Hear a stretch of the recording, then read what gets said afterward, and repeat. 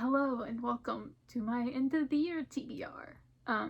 Don't do TBRs much, but I was looking at my shelves and kind of calculating all the things that I wanted to do by the end of the year, like specific books I wanted to get read, specific projects I need to finish, series.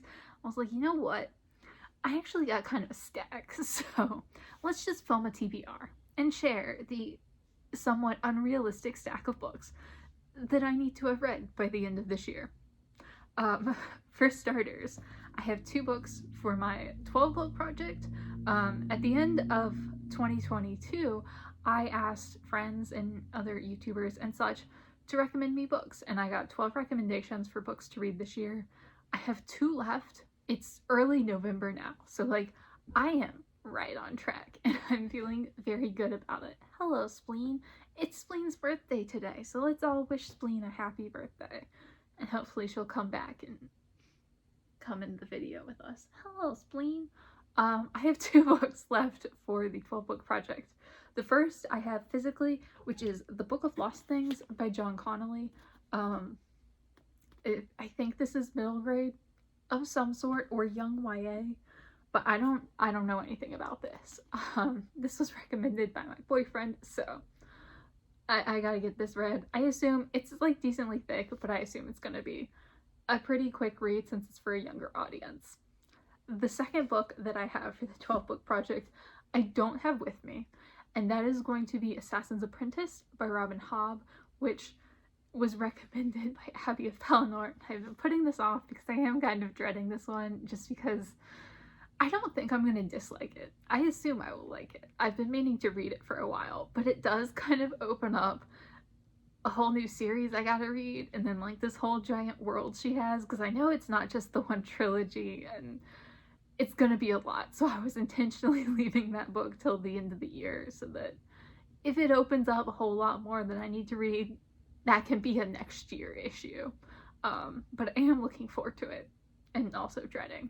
And then the other book that I don't have with me, that I don't have a physical copy of, is Magic Triumphs by Ilona Andrews, which is the 10th book in the Kate Daniels series, the 10th and final book. So I definitely need to get that finished this year.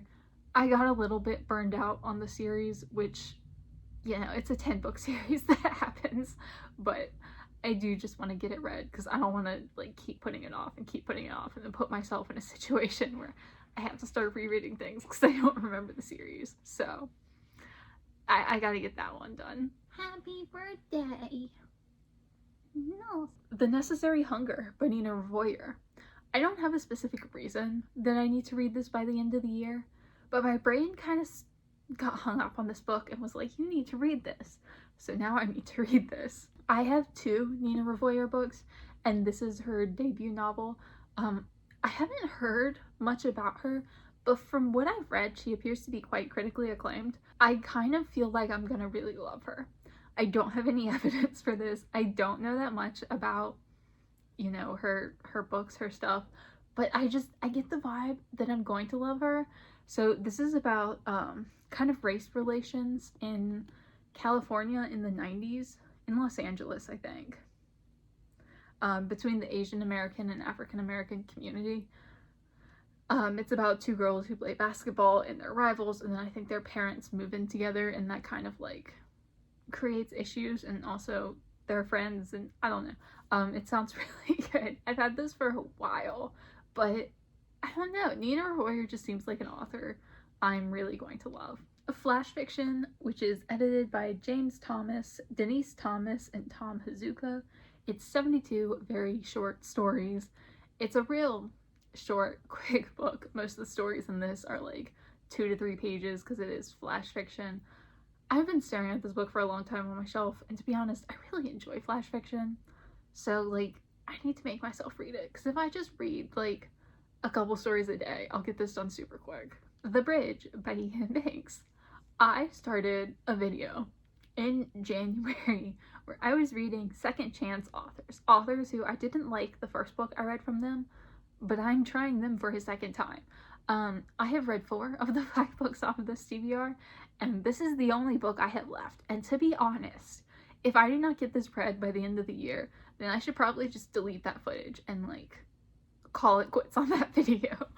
If it takes me over a year to complete it, he wrote The Wasp Factory, and I really, really hated The Wasp Factory. That was one of the most unpleasant reading experiences I've had in a very long time. And I've heard much better things about this book. I've heard that this book is better in most regards, and I've heard from a lot of people that they didn't really like The Wasp Factory, but they enjoyed this, and it's just like, I hated The Wasp Factory so much that I don't want to read this, but I already had it on my shelf, and I feel like I should read this, so I'm gonna try to get this done just because I kind of got that video hanging on the line, and if I don't read this, then I can't post the video, so, you know, I should probably read this so that I have content for the channel. The Devil's Advocates, Greatest Closing Arguments in Criminal Law by Michael S. Lief and H. Mitchell Caldwell. I've read, where's my bookmark? I read the first two over the summer.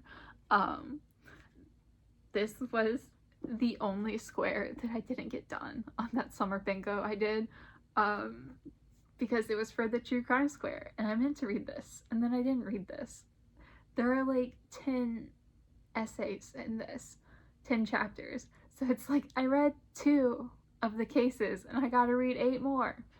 It's not that much, and I was really loving this. The first 2 cases in this book were fascinating because it discusses 10 different criminal law cases and their closing arguments and why their closing arguments mattered, and like how these cases shaped American law that we know it today, and it is fascinating.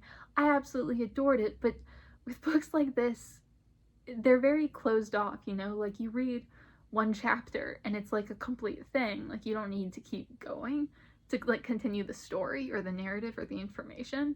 So it's just so easy to read 1 and then put it down and never come back to it. And I really need to make myself come back to it because I know that I'm going to really love this book because I love the first 2. And I love the other 2 books in this trilogy that were basically the same book with different themes and different cases. So like, I just need to read this. I need to make myself pick it up, because if I make myself pick it up, I will have a very, very good time. A Hidden Valley Road Inside the Mind of an American Family by Robert Kolker. This is a nonfiction book about a family who had 12 children, and 6 of those children were diagnosed with schizophrenia. Thank you, Spleen. It's your birthday, you can do whatever you want. It's fine. It's fine. Apparently this was very important to science. I haven't really read the description on this book, but my library does book clubs, and every month they have a nonfiction book club, and I decided that I would like to go to this book club. And this is their book for November. So they're meeting in like 3 weeks, so I gotta read this book if I want to go to the book club. So it looks really interesting. I hadn't heard of this before, but I was kind of skimming it, and it's kind of just like how scientists kind of studied this family, I think. And it's about like the family themselves and like their very personal story, as well as like the science side of things, and like how the studies on them kind of like contributed towards advancements in information on schizophrenia. I don't know, but this is their book club pick, so I'm gonna read it and I'm gonna go to this book club. And then the final book that I have to read, the nonfiction book club, is not the only one I decided to join because they only meet once a month, and I read a bunch of books a month and I wanted more social activities, so I picked 2. And I went to the other one at like a week ago, and that was lovely. It was a great book club meeting, and we discussed Killers of the Flower Moon by David Grann, which I really enjoyed. And I was like, cool, like this just like general fiction, nonfiction, like we read whatever book club. So it was like great. And then they started discussing their next book, and apparently their next book is Anna Karenina. So like, that's not really what I intended to sign up for here. Like, this is a long, thick, dense book. Like,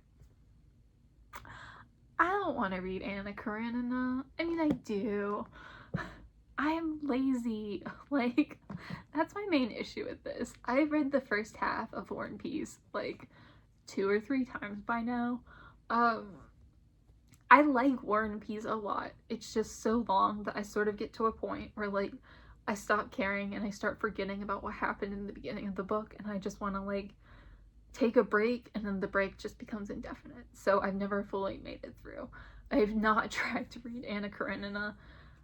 This is what we're reading for the book club, and I've decided that I'm going to commit to the book club.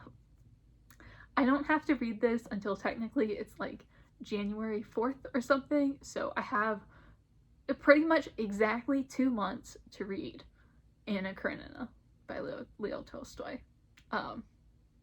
Yay. And also, this is the only copy of Anna Karenina I have, and it is a very pretty edition. It's got sprayed edges in gold. It's very beautiful. It's lovely sitting on a shelf, but like, to take this to work with me and read it in public, it's like a little bit ostentatious, and I feel a little self-conscious doing that. But if I want to join the book club, I have to read the books, and this is the book.